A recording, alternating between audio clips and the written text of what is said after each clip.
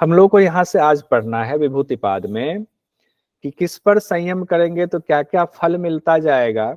बहुत आसान है, जल्दी जल्दी बढ़ते जाएंगे। परिणाम त्रय संयमाद अतीत अनागत ज्ञानम।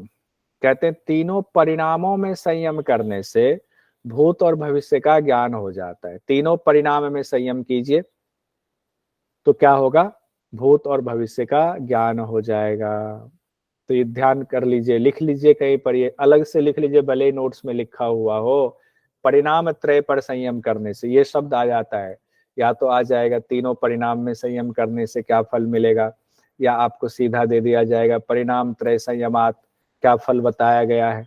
तो अतीत अनागत ज्ञानम, अतीत मतलब भूत का, अनागत मतलब आने वाला, तो भूत और भविष्य का ज्ञान हो जाता है किससे, परिणाम त्रयम, तीनों परिणामों में संयम करने से।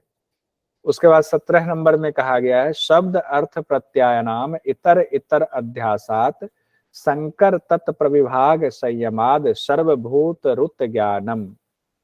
संयम संयम कर रहे हैं, उसका फल बताया गया है सर्वभूत रुत ज्ञानम, लेकिन किसमें संयम कर रहे हैं। कहते हैं शब्द अर्थ और ज्ञान में, इन तीनों का मिल जाने के कारण शब्द अर्थ, अभी जब हम शुरुआती समाधि करते हैं तो शब्द अर्थ और ज्ञान उसमें मिला जुला होता है। अभी वो अलग अलग हमें उसका ज्ञान नहीं, स्थूल कर रहे हैं तो स्थूल में तो सब मिला हुआ है। शब्द गाय शब्द भी मिली हुई है, मान लीजिए गाय पे समाधि है तो गाय शब्द भी मिली हुई है, गाय का अर्थ भी मिला हुआ है, गाय का ज्ञान भी अभी मिला हुआ है। आगे बढ़ते जाएंगे तब तो हमें आगे सूक्ष्म से सूक्ष्म जाएंगे, तो शुरुआत में शब्द अर्थ ज्ञान इन तीनों का मिला जुला रूप है। अब एक एक करके हम उसके विभाग में संयम करने लग जाते हैं। अर्थ वाले विभाग में संयम, शब्द वाले विभाग में संयम, फिर ज्ञान हमें उत्पत्ति होगी। कहते जब अलग अलग इसको जानने के लिए, उस पर संयम करने के लिए एक एक चीज का हम ज्ञान कर शुरू करते हैं, संयम करते हैं, तो क्या मिलता है हमें, सर्वभूत रुत ज्ञानम। इसको कहते हैं संस्कृत को हिंदी में सभी प्राणियों की वाणी का ज्ञान हो जाता है। सभी प्राणियों की वाणी का ज्ञान हो जाता है, जिनकी वाणी का ज्ञान नहीं है उनका भी हो जाता है। अब कहते हैं 18वें नंबर में संस्कार साक्षात करनात पूर्व जाति ज्ञानम। संस्कारों पर संयम करने से पूर्व जन्म का, पूर्व जाति ज्ञानम, जाति से यहाँ तात्पर्य पहले आपकी जाति क्या थी, यानी पूर्व जन्म में आप क्या थे, पूर्व जन्म का ज्ञान हो जाता है। संस्कार साक्षात करनात, अगर आपको आ जाए 3 से 4 बार माइक बंद रखते हुए बोल जाइए, संस्कार साक्षात करनात, संस्कार साक्षात करनात। इससे क्या होगा, कहते संस्कार साक्षात करनात, संस्कारों पर संयम करने से पूर्व जन्म का ज्ञान हो जाता है। पूर्व जाति ज्ञानम, पूर्व जाति ज्ञानम, पूर्व जन्म का ज्ञान हो जाता है। उसके बाद 19वें नंबर में कहते हैं प्रत्ययस्य परचित्त ज्ञानम। दूसरे के चित्त का साक्षात्कार कर लेने से उसके चित्त का ज्ञान हो जाता है। दूसरे के चित्त का साक्षात्कार कर लेने से, उस पर दूसरे के चित्त पर संयम कर लेने से उसके चित्त का ज्ञान हो जाता है। लेकिन इसमें थोड़ा सा बाधा है, थोड़ी सी सीमाएं हैं, किसी के चित्त का ज्ञान करने में सीमाएं हैं। क्या सीमाएं बताई गई है, 20वें नंबर के सूत्र में महर्षि पतंजलि कहते हैं ना च तत्सालंबनम तस्या विषयी भूतत्वात्। कहते दूसरे के चित्त का आप संयम कर रहे हैं, उनके चित्त का मोटा मोटा ज्ञान होगा, लेकिन उसके चित्त में किस समय कौन सा विषय चल रहा है इसका ज्ञान नहीं होता है। कि दूसरे का चित्त किस विषय पर लगा हुआ है इसका ज्ञान नहीं होता, लेकिन मोटा मोटा है कि वो उसका चित्त किस तरह का है, तामसिक है, सात्विक है, राजसिक है, मोटा मोटा एक ज्ञान हो जाता है।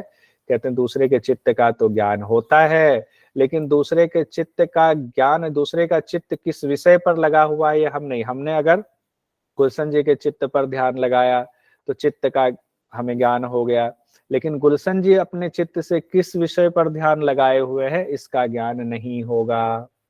ये 20वें नंबर में कहते हैं ना च तत्सालंबनम तस्या विषयी भूतत्वात्।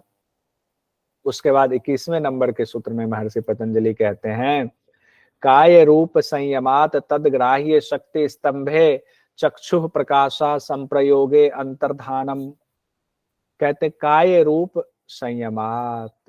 शरीर, काय मतलब शरीर, शरीर के रूप में, शरीर के रूप में संयम करने से, काय रूप संयमाद मतलब अलग अलग तोड़ के समझ लीजिए। काय रूप, शरीर के रूप में संयम करने से क्या होगा, कहते जब आप शरीर के रूप में संयम करेंगे, तदग्राह्य, जो आपकी शक्ति चक्षु की आंख की है उसको ग्रहण करने की, उसको आप उस शक्ति को रोक लेंगे। तदग्राह्य, उस काया को जो ग्रहण कर रहा है, जो आपको देख रहा है, वो क्या होगा, उसकी आंखों की शक्ति स्तंभित हो जाएगी, रुक जाएगी। शक्ति स्तंभ है किसका, चक्षु का। कैसे, कहते चक्षु प्रकाशा संप्रयोगे, क्योंकि कोई चीज, कोई वस्तु हमें कब दिखाई देती है, जब उस पर कोई प्रकाश पड़ता है, और प्रकाश ना पड़े तो चीज नहीं दिखाई। अंधकार में अगर टॉर्च जलाएंगे तो टॉर्च की रोशनी में जितनी चीजें वही दिखेगा। कहते हैं टॉर्च बंद कर दिया तो प्रकाश कट गया, तो चक्षु से आंख से संपर्क उस वस्तु का कट गया। तब उसी स्थिति को क्या कहा जाता है, अंतर ध्यान होना, मतलब विलीन हो जाना, मिस्टर इंडिया हो जाना। या योगी ऋषि मुनि या कहे कि वीणा बजाते रहते हैं, कौन भगवान है, नारद मुनि, वो कैसे आ जाते हैं, अंतर ध्यान हो जाते हैं। उन्होंने काय रूप में संयम किया हुआ है, तो वो जब जहां प्रकट हो जाते हैं, जब तहां अंतर ध्यान हो जाते हैं। कहते हैं शरीर के रूप में संयम कर लेने से उसके रूप की ग्राह्य शक्ति रुक जाती है। नहीं कि आपने अपने रूप में संयम कर लिया शरीर के, तो रूप की जो ग्राह्य शक्ति थी, आंखों के द्वारा जो दूसरा देख रहा था, अब सूर्य की रोशनी से वो खत्म हो गया, वो नहीं दिखेगा, सूर्य की रोशनी नहीं दिखेगी, तो ग्राह्य शक्ति स्तंभित हो गया, तो अंतर ध्यान हो गया। दूसरे की आंखों के प्रकाश का संयोग ना होने पर योगी अंतर ध्यान हो जाता है, इन्हें दूसरे को दिखाई नहीं देता है। इसका मतलब ये नहीं कि नहीं है। यहीं पर एक एक्स्ट्रा सूत्र है जो हम लोग कहते हैं ना, 196 सूत्र, कहीं ज्यादातर 195 याद करते हैं, तो 196 196वां सूत्र कहाँ पर है, तो वीकेएस आयंगर वाली जो व्याख्या है, जो किताब है, वहां पर इसी के बाद एक सूत्र 22वें नंबर में एक्स्ट्रा डाला हुआ है। क्या डाला हुआ है, कहते एतेन शब्दादि अंतर्धानम उक्तम, इसी प्रकार वह योगी शब्द आदि आणविक संरचना को भी वश में कर लेता है। जैसे उसने शरीर की संरचना को वश में कर लिया, कहते हैं वो शब्द आदि आणविक संरचना जो है, सूक्ष्म संरचना जो है, उसको भी वो अपने वश में कर लेता है योगी। उसको, उसकी व्याख्या के तौर पर एक और यहाँ पर एक्स्ट्रा सूत्र डाला हुआ है वीकेएस आयंगर की किताब में। इसीलिए कई जगहों पर कहा जाता है कि पातंजल योग दर्शन में कुल सूत्रों की संख्या 196 है। इसी के बाद एतेन शब्दादि वाला सूत्र है। अब इस सूत्र को अगर हटा दे, एक्स्ट्रा के तौर पर आपने जान लिया कि 196 कैसे हुआ। अब 22वें नंबर का जो बाकी जगहों पर जो सर्वमान्य है वो ये है, सोपक्रमम निरुपक्रमम च कर्म सत संयमाद परांत ज्ञानम अरिष्टेभ्यो च अरिष्टेभ्यो वा। कहते हैं सोपक्रम और निरुपक्रम। सोपक्रम क्या है, निरुपक्रम क्या है, तो सोपक्रम शीघ्र फल देने वाले कर्म, उसका संयम। निरुपक्रम विलंब से फल देने वाले कर्म, अच्छे बुरे सारे कर्म इसमें समाहित हो गए। कहते हैं उससे क्या होता है, मृत्यु का ज्ञान हो जाता है। तो आपके एग्जाम में कई बार पूछा हुआ है, सोपक्रम निरुपक्रम पर संयम करने से क्या होगा, मृत्यु का ज्ञान हो जाता है। उसके साथ ही कहा गया है कि अरिष्टोभ्य वा, यानी कि कोई अरिष्ट आपके साथ होती है, अनिष्ट होती है, अनहोनी का कोई चिन्ह अगर आपके साथ हो रहा है और आपको ज्ञान, उस पर अगर आप संयम करें कि ये अनहोनी का चिन्ह क्यों है, इसका क्या अर्थ है, उस पर आपने संयम किया और चित्त आपका इतना स्थिर है कि उस पर संयम करके आप क्या पता कर लेंगे, मृत्यु का आपको ज्ञान। अगर मृत्यु से संबंधित कोई आपको अरिष्ट हो रहा है तो उस पर संयम करके मृत्यु का ज्ञान आप प्राप्त कर लेते हैं। तो मेन यही पूछा जाता है, सोपक्रमम निरुपक्रमम, ये जो कर्म है सोपक्रम निरुपक्रम वाले, इन पर संयम करने से मृत्यु का ज्ञान हो जाता है, नोट कर लीजिए। उसके बाद 23वें नंबर में कहते हैं मैत्र्यादि बलानी, मैत्री आदिशु बलानी, मैत्री आदि भावनाओं में संयम करने से बल मिलता है।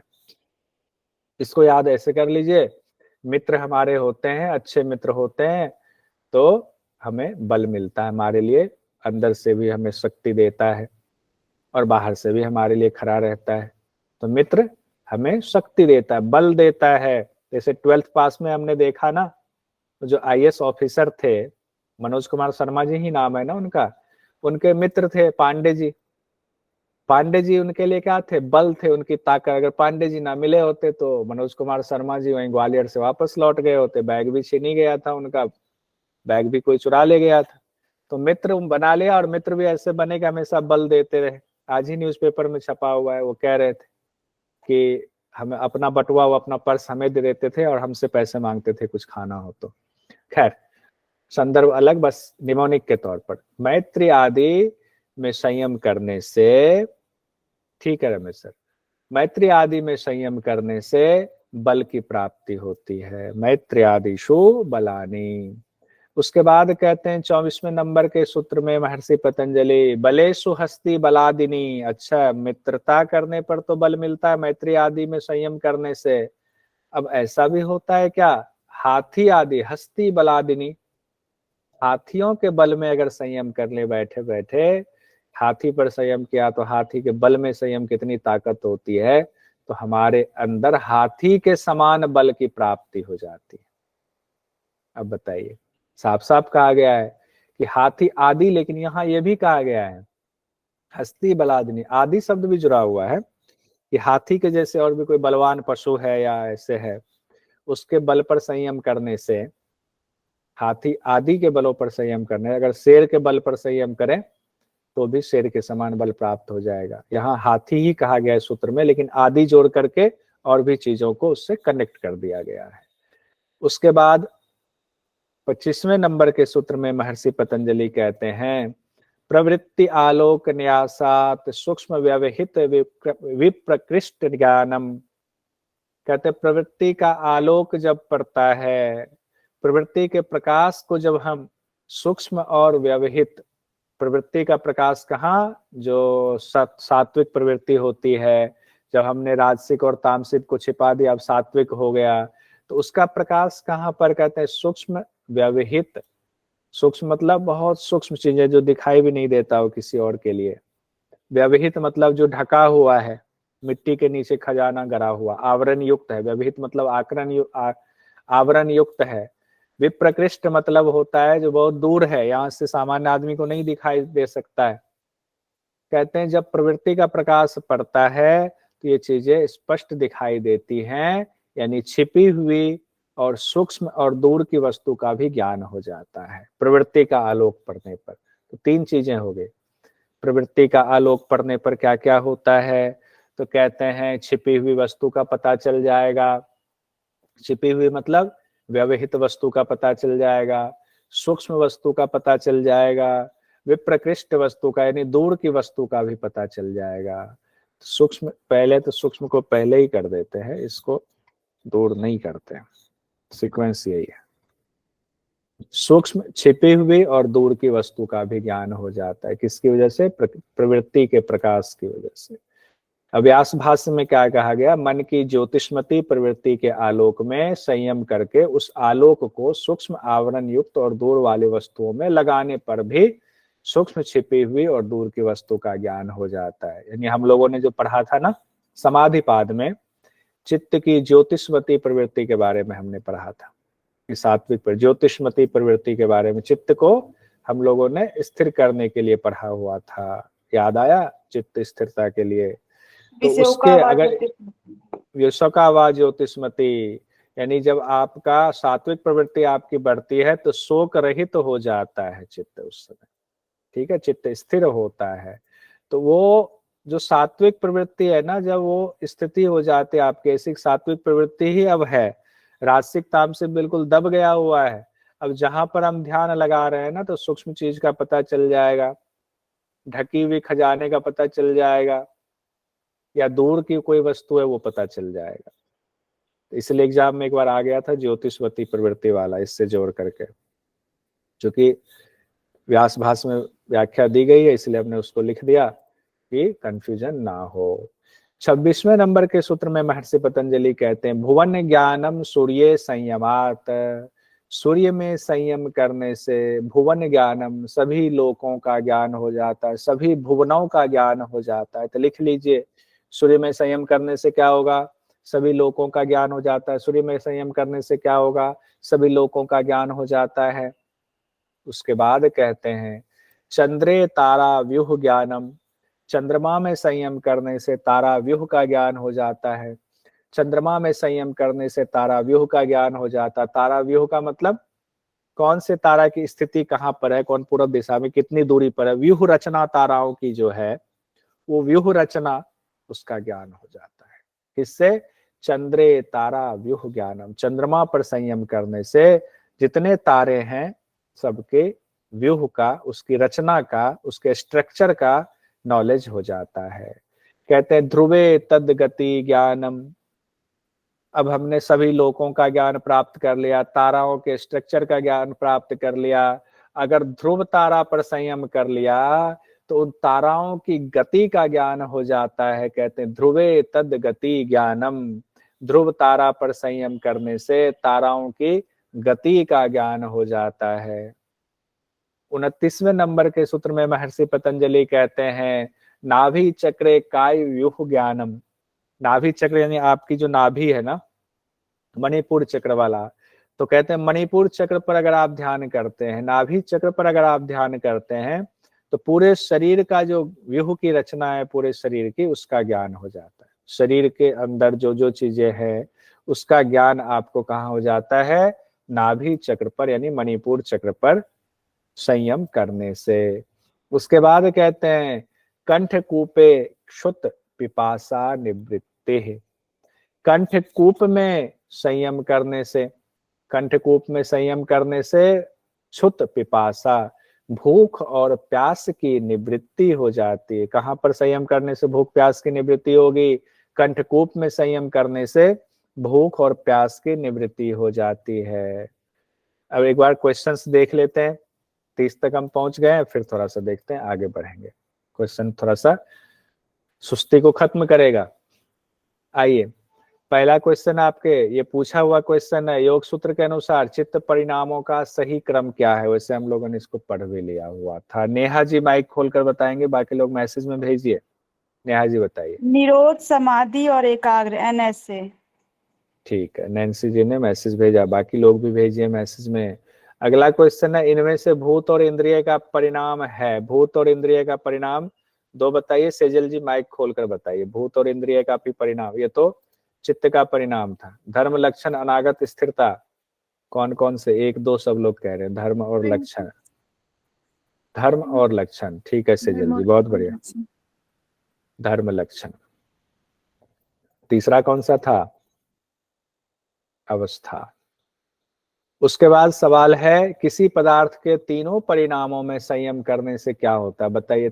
किसी पदार्थ के तीनों परिणाम में संयम किया तो क्या होगा, भूतकाल का ज्ञान, भविष्यकाल का ज्ञान, कोई ज्ञान नहीं, पहला और दूसरा ज्ञान, पहला दूसरा, भूत और भविष्य का ज्ञान, पहला और दूसरा, यानी कि भूतकाल का भी ज्ञान, अतीत अनागत भविष्यकाल का भी ज्ञान हो जाता है। सब प्राणियों के शब्दों का ज्ञान हो जाता है कब, शब्द अर्थ में संयम से, शब्द अर्थ और ज्ञान में संयम से, इनमें से कोई नहीं, पहला और दूसरा। बताइए, अक्षय जी माइक खोलकर बताइए कौन सा सही आंसर होगा इसमें। शब्द अर्थ में संयम करने से सर। ज्ञान नहीं है उसमें, शब्द अर्थ ज्ञान तीनों है ना, शब्द अर्थ और ज्ञान में संयम करने से। ठीक है, एक बार देख लीजिए उस सूत्र को फिर से, क्यों जो है कंफ्यूजन रहेगी। ये देखिए, शब्द अर्थ प्रत्ययानाम, प्रत्ययानाम के लिए यहाँ पर कहा गया है, ज्ञान की बात की है। शब्द अर्थ और ज्ञान इन तीनों का इतर इतर अध्यासात, अलग अलग जब हम उस पर लगाते हैं, संयम करते हैं, तब तत्प्रविभाग संयमा सर्वभूत रुत ज्ञानम, सभी प्राणियों की वाणी का ज्ञान हो जाता है। उसके बाद कहते हैं संस्कार का साक्षात करने से क्या होता है, संस्कार किसी का साक्षात कर लिया, संस्कार साक्षात पल्लवी जी बताएंगे। भविष्य का ज्ञान, पूर्व जन्म का ज्ञान, कोई ज्ञान नहीं, पहला और दूसरा। पूर्व जन्म का ज्ञान होता है सर। पूर्व जाति कहा गया इसके लिए, क्या कहा गया? पूर्व जाति शब्द इस्तेमाल किया गया, जाति मतलब वहां जन्म कहा गया। पूर्व जन्म का ज्ञान हो जाता है संस्कार साक्षात करने से। काय रूप में संयम करने से क्या होता है? काय के रूप में संयम करने से संतोष जी बताएंगे, माइक खोल करके, बाकी लोग मैसेज भेजिए। योगी उड़ने लगता है, अंतर्ध्यान हो जाता है, तैरने लगता है, क्या होता है? संतोष जी माइक खोलिए, क्या होता है बताइए? काय रूप में संयम करने से, काय के रूप में, शरीर के रूप में संयम कर लिया तो क्या फल मिलेगा? संतोष जी कहीं गायब हो गए हैं। आप अंतर्ध्यान हो गए तो अंतर्ध्यान का फल होगा। सभी लोगों ने मैसेज में कहा अंतर्ध्यान हो गए। ठीक है, बहुत बढ़िया। अब आगे कुछ और देख लेते हैं। कहते हैं कुर्मनाड्यम स्थैर्यम, कुर्मनारी में संयम करेंगे तो क्या होगा? कहते हैं स्थिरता आती है। कुर्मनारी में संयम करने से स्थिरता आती है। इसे जब सूर्य नमस्कार करते हैं ना, तो ये अंगूठा दोनों ऐसे जो प्रणाम करते हैं, अंगूठा यहाँ कुर्मनारी में लगाने की कोशिश करते हैं। कहते हैं कुर्मनारी में जब संयम करते हैं तो स्थिरता आती है। कुर्मनाड्यम स्थैर्यम। उसके बाद कहते हैं मूर्ध ज्योतिषी सिद्ध दर्शनम, मूर्धा की ज्योति में संयम करने से सिद्धों के दर्शन होते हैं। अब मूर्धा की ज्योति में कौन सा, मूर्धा में कौन सी ज्योति होती है? तो हम लोगों ने हठ प्रदीपिका में पढ़ा था, जब पढ़ रहे थे मुद्रा वाले में, कि खेचरी मुद्रा के दौरान जो कहा गया था व्योम चक्र वाली स्थिति कही गई, वहां ज्योति की बात भी आई थी, वहां भी ज्योति होती है। वहां भी कहा गया कि आत्मा का स्थान होता है मूर्धा की ज्योति में। तो कहते हैं कि वो भी वहां जो ज्योति होती है, उसकी उस मूर्धा की ज्योति में जब आप संयम करते हैं तो सिद्ध पुरुषों के, जो सिद्ध पुरुष आपको सूक्ष्म शरीर में दिखाई नहीं देते, उनके दर्शन होते हैं सिद्ध पुरुषों के। और व्यास भाष्य में इसी को कहा गया, सिर के कपाल के अंदर छिद्र है, उसमें प्रभास्वर ज्योति है। वही तो हठ प्रदीपिका में भी कहा गया, सिर के कपाल के अंदर जो छिद्र है, जिसको व्योम चक्र कहा गया है, उसी में एक ज्योति है। उस ज्योति का दर्शन, तो उसी को मूर्धा ज्योति कहा गया है। उसके दर्शन करने पर सिद्ध पुरुषों के दर्शन होते हैं। उसके बाद कहते हैं प्रातिभाद्वा सर्वम, प्रातिभ ज्ञान उत्पन्न होने से योगी को सारी बातों का ज्ञान हो जाता है। प्रातिभ ज्ञान, प्रातिभाद्वा सर्वम, प्रातिभ ज्ञान उत्पन्न होने से योगी को सारी बातों का ज्ञान हो जाता है। यानी कि प्रातिभ क्या हुआ? विवेक ख्याति से ठीक पहले आने वाला जो ज्ञान होता है उसको प्रातिभ ज्ञान कहते हैं। ध्यान रखिए, प्रातिभाद्वा सर्वम, प्रातिभ ज्ञान जब उत्पन्न हुआ तो योगी को सारी बातों का ज्ञान हो जाता है। और प्रातिभ ज्ञान क्या होता है? विवेक ख्याति से ठीक पहले का ज्ञान प्रातिभ ज्ञान होता है। व्याख्याकारों ने बताया है कि यहाँ सर्वम का अर्थ यह नहीं है कि सभी पदार्थों का ज्ञान हो जाता है, बल्कि कई पदार्थों का ज्ञान हो जाता है, मतलब ज्यादातर पदार्थों का ज्ञान हो जाता है, इसीलिए प्रातिभाद्वा सर्वम कहा गया है। व्यास भाष्य में कहा गया है, जो व्याख्या पातंजलि योग दर्शन के 33वें नंबर के सूत्र की व्यास भाष्य में की गई है, वो ये कहते हैं कि प्रातिभ तारक नामक ज्ञान है, जो विवेक ज्ञान का पूर्व ज्ञान है। तारक मतलब जो आपके संशय को तार देता, उससे आपको तारता है। प्रातिभ ऐसा ज्ञान है जैसे सूर्योदय से पहले की प्रभा होती है, कि आपका विवेक ज्ञान आने वाला है, सूर्य उदय होने वाला है, उससे पहले, अब सूर्य अभी छिपा हुआ लेकिन आने वाला, तो उससे पहले जो ज्योति होती है, जो प्रकाश होता है, जो प्रभा होती है, उसी तरीके से ये प्रातिभ तारक ज्ञान होता है। ठीक है, तो अब ज्ञान आने ही वाला है, तो उसी को प्रातिभ ज्ञान कहते हैं। कहते हैं जब प्रातिभ ज्ञान, विवेक ख्याति से पहले वाला जो ज्ञान प्रातिभ ज्ञान आया, उससे सर्वम, सारी बातों का ज्ञान हो जाता है। उसके बाद कहते हैं हृदय चित्त संबित, हृदय में संयम करने से चित्त के स्वरूप का ज्ञान हो जाता है। एग्जाम में एक बार पूछा गया था ये वाला क्वेश्चन, कि चित्त के स्वरूप का ज्ञान हो जाता है किसमें? हृदय चित्त संबित में। तो हृदय चित्त संबित, हृदय में संयम करने से चित्त के स्वरूप का ज्ञान हो जाता है। चित्त संबित मतलब स्वरूप, चित्त के स्वरूप का ज्ञान हो जाता है हृदय में संयम करने से। 35वें नंबर में महर्षि पतंजलि कहते हैं स्वत्व पुरुषयो अन्न अत्यांता संकीर्णयो प्रत्यया विशेषो भोगः परार्थ स्वार्थ संयमात पुरुष ज्ञानम।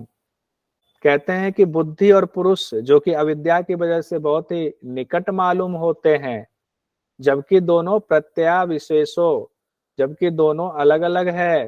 कहते हैं भोग और परार्थ स्वार्थ संयमात, दोनों अलग अलग है, इनका साथ होना ही भोग है। बुद्धि के साथ अपनेपन से अलग जो स्वार्थ संयमात है। अब आत्मा का स्वार्थ क्या होगा कि अपने लिए, यानी कि प्रकृति को छोड़ देना, अपने मोक्ष की बात करनी। तो मोक्ष हम करेंगे तो प्रकृति से अलग होंगे तभी मोक्ष होगा। तो वही स्वार्थ हो गया। किसका स्वार्थ? आत्मा का स्वार्थ, पुरुष का स्वार्थ। कहते हैं जब उसमें संयम करते हैं, यानी कि जो संकीर्ण मिला हुआ है उससे अलग होने के लिए, भोग से अलग होने के लिए, उस संकीर्णता से, उस पुरुष प्रकृति में मिले जुले रूप से अलग भावना करते हैं, उस पर संयम करते हैं, तो उसी को कहा गया है कि पुरुष ज्ञानम, पुरुष का ज्ञान हो जाता है उस पर संयम करने से। किस पर? तो एक बार फिर से देखिए, सत्व यानी बुद्धि और पुरुष जो कि अविद्या की वजह से बहुत ही निकट मालूम होते हैं, जबकि दोनों हैं अलग अलग, इनका साथ होना ही भोग कहा गया है, इनका साथ होना ही सृष्टि कही गई है। बुद्धि के साथ अपनेपन से, आत्मा ने बुद्धि के साथ जो अपनापन कर लिया है, उससे अलग जो पुरुष की स्वार्थ प्रतीति है कि मैं पुरुष हूं, मैं बुद्धि से अलग हूं, जब इस भावना पे संयम करेंगे तब आत्मा का ज्ञान होता है, यानी आत्म दर्शन होता है, पुरुष का ज्ञान होता है।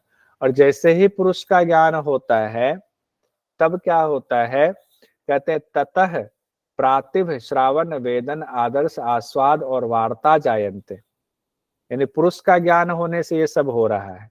कहते ततः, जब पुरुष का ज्ञान हो गया, आत्मदर्शन हो गया, तो प्रातिभ ज्ञान, श्रावण ज्ञान, वेदन ज्ञान, आदर्श ज्ञान, आस्वाद और वार्ता जायन्ते, ये सिद्धियां मिल जाती हैं। 6 सिद्धियां। इस पर भी क्वेश्चन आता है कि पुरुष के दर्शन होने से, आत्मदर्शन होने से कौन सी 6 सिद्धियां मिलती हैं, उसको सीक्वेंस में सजाएं। तो याद कर लीजिए, प्रातिभ, श्रवण, वेदन, आदर्श, आस्वाद और वार्ता। कौन से हो गए? प्रातिभ, श्रावण, वेदन, आदर्श, आस्वाद, वार्ता। प्रातिभ, श्रावण, वेदन, आदर्श, आस्वाद, वार्ता। प्रातिभ, श्रावण, वेदन, आदर्श, आस्वाद, वार्ता। याद करेंगे, चित्त में बैठा रहेगा, आएगा तो एक बार बोलोगे तो आपको सीक्वेंस पता चलेगा। ये गलत सीक्वेंस दिया हुआ है। प्रातिभ, श्रावण, वेदन, आदर्श, आस्वाद, वार्ता। प्रातिभ क्या होता है? सूक्ष्म छिपा हुआ दूर के पदार्थों का ज्ञान हो जाता है आत्मदर्शन होने से। श्रावण क्या होता है? श्रवण, सुनना, दिव्य शब्द सुनाई देने लगते हैं, जो किसी को ना सुनाई देते होंगे ऐसे दिव्य शब्द भी आपको सुनाई देने लगेंगे जब आत्मदर्शन हो जाएगा। वेदन क्या हुआ? दिव्य स्पर्श की प्राप्ति होने लगती है। आदर्श क्या हुआ? दिव्य रूप की उपलब्धि हो जाती है। आस्वाद क्या हुआ? दिव्य रस का ज्ञान हो जाता है। और वार्ता क्या हुआ? दिव्य गंध का प्राप्त हो जाता है वार्ता में। उसके बाद कहते हैं 37वें नंबर में, ते समाधो उपसर्गा व्युत्थाने सिद्धयः। ते समाधो उपसर्गा व्युत्थाने सिद्धयः, ये सभी 6 सिद्धियां समाधि के रास्ते में विघ्न के समान हैं। कौन से 6? जो ऊपर बताया गया, आत्मदर्शन होने की वजह से जो 6 सिद्धियां आपको मिली हुई हैं, ये 6 सिद्धियां आप जो मोक्ष की तरफ बढ़ रहे हो उसके लिए बाधक है ये, तो इसमें फंसना नहीं है। ये ना सोचे आत्मदर्शन हो गया, ये सिद्धियां मिल गया, इसी में फंस के फिर इसका आनंद लिया जाए, फिर आप वापस लौट आएंगे। प्रातिभ, श्रावण, वेदन, आदर्श, आस्वाद, वार्ता, ये आपकी समाधि के रास्ते में विघ्न के समान है। उसके बाद अब आगे यहीं तक एक और कर लेते हैं 38 नंबर का, और 2-4 क्वेश्चन करके फिर खत्म करते हैं। कहते हैं बंध कारण शैथिल्यात प्रचार संवेदनात् चित्तस्य पर शरीरावेशः। कहते हैं अशुभ तथा शुभ, बंध कारण शैथिल्यात, अशुभ तथा शुभ कर्म और उनके संस्कारों को निर्बल कर देने से और मन के आने जाने का मार्ग का ज्ञान हो जाने से चित्त क्या होता है? पर शरीरावेश हो जाता है, दूसरे के शरीर में प्रवेश करने की शक्ति आ जाती है। पर शरीर वैसा मतलब दूसरे के शरीर में कोई प्रवेश कर सकता है, कोई योगी ही कर सकता है, उसके लिए इस तरह की साधना होनी चाहिए। बंध कारण यानी कि आप शरीर में कैसे बंधे हुए हो, हम आप कैसे बंधे हुए हैं? कर्मों की वजह से, शुभ और अशुभ कर्म की वजह से हम शरीर में बंधे हुए हैं। और जब इन कर्मों के संस्कारों को हमने निर्बल कर दिया तब क्या होता? शैथिल्यात, इनकी शिथिलता हो गई। तब क्या हुआ? प्रचार संवेदनात्, आने जाने का, यानी शरीर में इसके इस बंधन में जो आत्मा बंधी है उसमें आने जाने के मार्ग का आपको पता चल गया।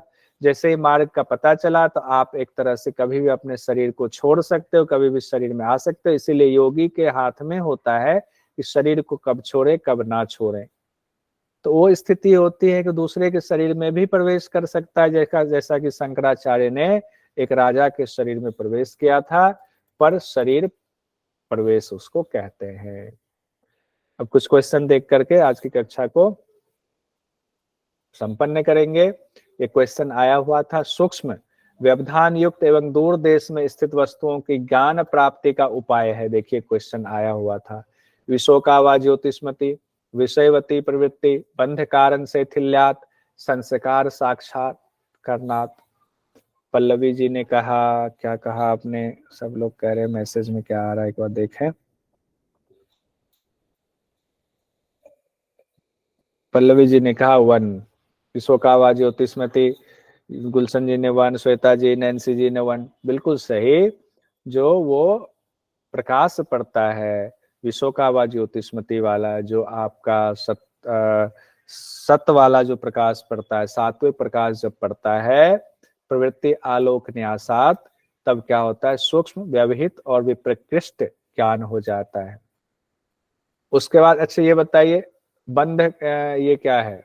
बंध कारण से थिल्यात, ये किससे जुड़ा हुआ है? कौन से सिद्धि से जुड़ा हुआ है? जरा बताइए तो। नैन्सी जी बताइए, बंध कारण से थिल्यात कौन सी सिद्धि से जुड़ा हुआ है? नैन्सी जी, बंध कारण से थिल्यात कौन सी सिद्धि से जुड़ा हुआ सूत्र में बताया गया?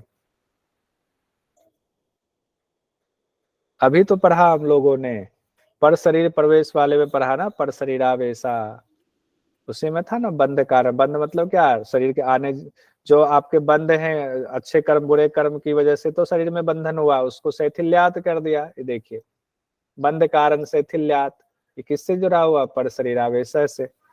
और उसके बाद संस्कार साक्षात, साक्षात करना किससे जुड़ा हुआ? संस्कार का साक्षात कर लिया तो ये इसमें क्या होगा? और पूर्व जाति ज्ञानम। पूर्व जाति गानम। ठीक है, इस तरह से याद करना होगा, एक एक सूत्र को रटना होगा। अब देखिए सूची 1 और 2 को सुमेलित कर लीजिए। सूर्य में संयम करने से पल्लवी जी क्या होगा बताइए? सूर्य में संयम करने से, एक एक पूछता हूँ वही बताइएगा। पल्लवी जी, सूर्य में संयम करने से क्या होगा बताइए? पल्लवी जी। सूर्य में संयम करने से, इसे तरह दिया ही नहीं है, भुवन ज्ञानम, हाँ समस्त लोगों का ज्ञान होता है, सभी लोगों का। भुवन ज्ञानम, सभी लोग हो ज्ञान। अक्षय जी बताइए, कंठकूप में संयम से क्या होगा? भूख प्यास से निवृत्ति। भूख प्यास से निवृत्ति। सेजल जी बताइए, तीनों परिणामों में संयम से क्या बताया गया था? तीनों परिणाम में संयम। सेजल जी।